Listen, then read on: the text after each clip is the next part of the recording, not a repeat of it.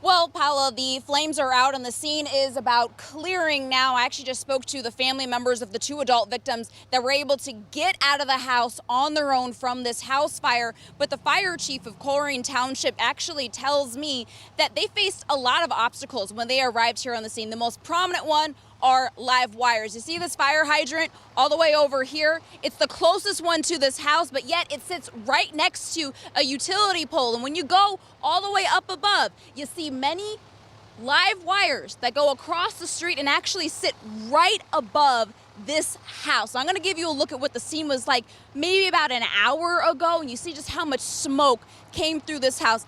That smoke played a very key role here in this fire because the fire chief, Frank Cook, he tells me there were no working smoke detectors in this house. And so what really gave off the fact that there were flames going on, the victims didn't see flames, they smelled the smoke and they were able to immediately get out of the house.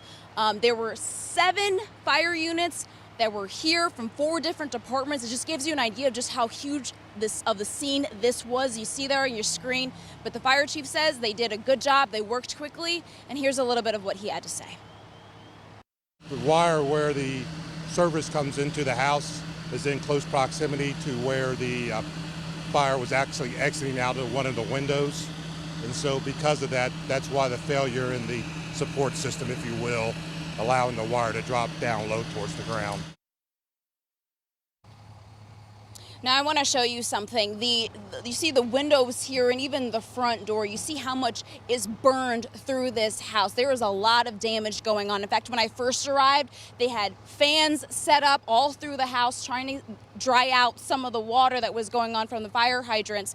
But that is going to play an effect here on what this family is going to be able to do. They're actually sitting around, they're waiting to see what investigators say if they need to pull out the Red Cross, maybe stay at a hotel for a night, or if they're going to be able to go inside and live in their family home, which they tell me they grew up in their entire lives. But we'll keep you updated as they continue to investigate the cause of this fire, both on air and online at WCPO.com. Right now I'm reporting live in Colerain. Jasmine Miner, 9 on your side.